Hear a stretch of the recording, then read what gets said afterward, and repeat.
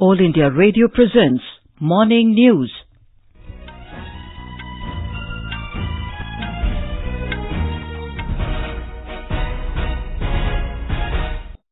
Good morning. I'm Anuja Kumar.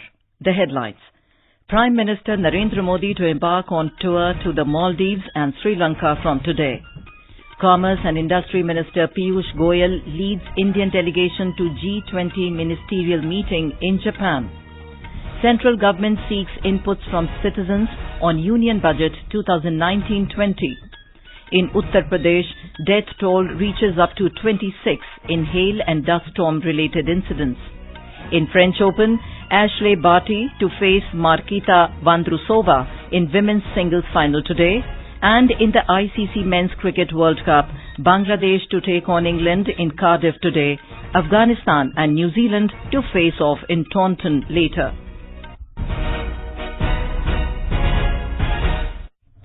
Prime Minister Narendra Modi has arrived in Kerala for a day-long visit. Our correspondent has filed this report. Prime Minister arrived in Kochi in Kerala yesterday night. Today morning, he will offer prayers at the famous shrine of Sri Krishna at Guruvayur. After the darshan, the Prime Minister will address BJP workers in the Abhinandan Sammelan in Guruvayur. This will be the first public meeting of Mr. Modi after assuming charge as Prime Minister for the second term. After the meeting, he will return to Kochi in the afternoon. This is Mayusha for AR News from Thiruvananthapuram. Prime Minister Narendra Modi is embarking on an official two-nation tour to the Maldives and Sri Lanka from today. In the first leg of his two-day visit, Mr. Modi reaches Malé, where he is set to hold wide-ranging talks with the Maldivian President Ibrahim Mohammed Soleh and other senior leaders. He will also address the legislative body called the People's Majlis. Several key agreements and MOUs are expected to be signed during the visit. More from our correspondent. This is Prime Minister Narendra Modi's first visit abroad after his re-election. His tour to the two close neighbours indicates that the policy of neighbourhood first continues in tune with the vision of security and growth for all in the region known as Sagar. Prime Minister Modi and President Ibrahim Mohammed Soleh are set to inaugurate the coastal radar surveillance system in the archipelago that will help the Maldives to monitor its vast exclusive economic zone more effectively. The other project to be commissioned by the two leaders jointly is the newly established Composite Training Center of the Maldives National Defence Forces, which will boost the defense capability of the island nation. India has offered Malé a line of credit of about $800 million for infrastructure projects and development of small and medium industries. Jai Singh, AR News, New Delhi. India is also likely to announce several new projects during the visit. Indian Ambassador to Maldives Sanjay Sudhir informed AIR that an announcement is likely on building a cricket stadium. There might be some more projects announced, for instance, the cricket stadium in Hulumale. There's been a huge interest in that to be done by India under the credit line. So there might be an announcement on that, but it is a project in the pipeline. India may also announce renovation of the Friday Mosque, which is the most sacred mosque in Male. And this will be carried out by Archaeological Survey of India, which has been able to get high level of expertise of doing renovation work of antiquities in Asia. On Sunday, Mr. Modi reaches the Sri Lankan capital Colombo. The visit is regarded as a move to express solidarity with the neighbouring nation in the wake of the Easter Sunday attacks. Commerce and Industry Minister Piyush Goyal is leading the Indian delegation for the two-day G20 Ministerial meeting on trade and digital economy beginning in Tsukuba in Japan today. Mr. Goyal will discuss developments in the global trade situation, WTO matters and digital trade. He will also hold dialogue with other participating trade ministers.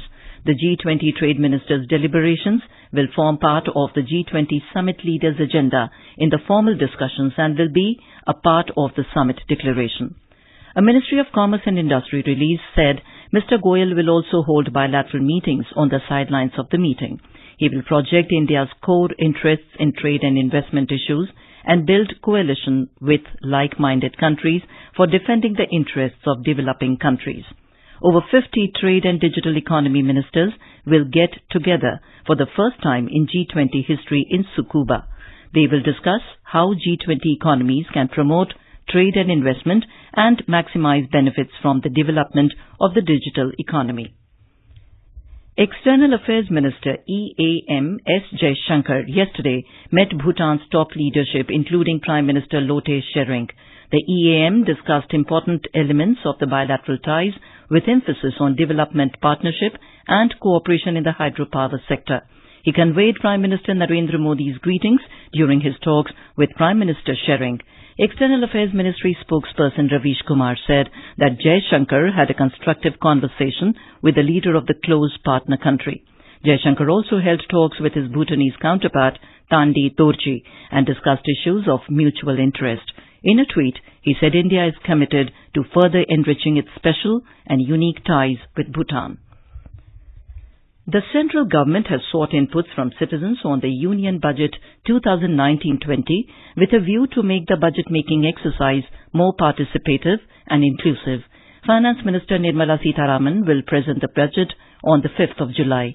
The comments have been sought on government's portal mygov.in by 20th of this month. According to the portal, the Ministry of Finance sought inputs from citizens, saying that this has been a practice for the last several years. It said its citizens from all walks of life are welcome to be a part of this democratic exercise. The ministry said the government seeks people's valuable ideas to continue the tradition of the Union Budget, incorporating the citizens' aspirations.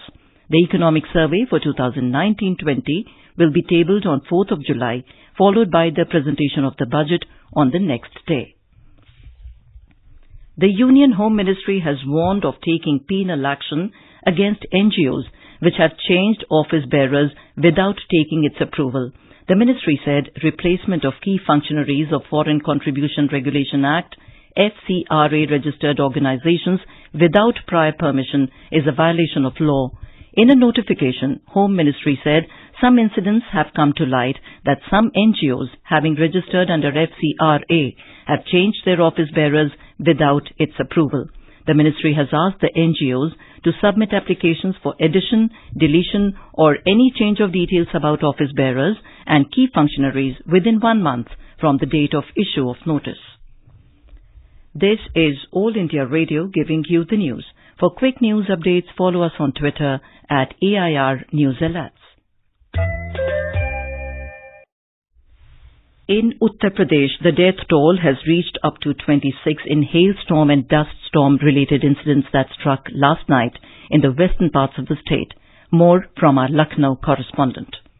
The hailstorm hit 22 districts in the state, in which 26 people lost their life and 57 people have been injured. 16 houses have been badly damaged. Chief Minister Yogi Adityanath has constituted a team of in-charge ministers of districts and instructed them to visit the affected district to know the ground situation. The district magistrates have already been instructed to visit the places where damage took place and timely distribution of relief material. Amongst others, in-charge ministers Girish Yadav will visit Mainpuri, Atul Garg Eta, Suresh Pasi, Kasganj and Swami Prasad Maurya will visit Badaयूं. MS Yadav, AIR News, Lucknow. In Jammu and Kashmir, a gunfight has raged between militants and a joint team of security forces at Naugam Shahbad area in Anantnag district of South Kashmir. Security sources said that one unidentified militant was killed in ongoing operation and 3 militants are believed to be trapped. They said the counter-militant operation is going on. Further details are awaited. The annual Fish Prasadam distribution will begin in Hyderabad today. Asthma patients from different parts of the country and also neighbouring countries are arriving in Hyderabad to take the prasadam, which they believe would cure respiratory ailments. The distribution of prasadam will continue till 6 p.m. tomorrow. More from our correspondent. The annual rush has begun for Fish Prasadam, also known as fish medicine, being administered by Battini Harinath Gaud members in Hyderabad for the last several decades. It begins on the day of Mrugashira Karte, which marks the onset of monsoon according to Hindu calendar. The state government has made elaborate arrangements for convenience of public turning up for Prasadam at Nampalli exhibition grounds. Around 1,000 police are deployed at the venue and a number of voluntary organizations are engaged to assist the patients and also provide them food and water. The Fisheries Department has arranged sufficient mural fishlings and the herbal medicine prepared by Bhattini brothers is inserted into the mouth of the live fishling and it is slipped into the throat of a patient. The medicine is given with jaggery for vegetarians. Suprashanti for AER News, Hyderabad. National People's Party NPP, led by Meghalaya Chief Minister Conrad K. Sangma, has got recognition as a national party from the Election Commission of India, ECI. The symbol, book, has been allotted as the reserved symbol for the party. The NPP has fulfilled the criteria to qualify as a national party after winning 5 seats in the recently held Arunachal Pradesh Legislative Assembly election. Since the party is recognized as a state party in 4 states of Meghalaya, Manipur, Nagaland and Arunachal Pradesh, it has fulfilled the criteria to get recognition as a national party. The Central Board of Secondary Education, CBSE, has extended the deadline to apply for affiliation by Eklavya Model Residential Schools, EMRS, for tribal students till June 30th. Earlier, the last date for submission of application was March 31st. The board, in a letter to the Tribal Affairs Ministry, said the EMRSs are required to apply for affiliation under the regular category instead of the independent private school category. The letter further said that the board has granted regular affiliation to schools managed by the Ministry of Tribal Affairs and run by state governments as EMRS. There are around 226 EMRS functional across the country and 68 of them are affiliated to the CBSE. Nationalist Congress Party Chief Sharad Pawar met Maharashtra Chief Minister Devendra Fadnavis in Mumbai yesterday and discussed the drought situation in the state. This was the second meeting between the two leaders within a month over the issue of drought. Meanwhile, the Shiv Sena will distribute food grains to farmers staying in fodder camps in 9 drought-affected districts of Maharashtra. Czech teenager Marketa Vondrousova will face Australian Ashleigh Barty in the women's singles category final of the French Open today. The semi-final clash between Novak Djokovic and Dominic Thiem will resume today after it was suspended yesterday due to deteriorating weather conditions. Austrian 4th seed Thiem led 6-2, 3-6, 3-1 against the world number 1 when the players left court Philippe Chatrier.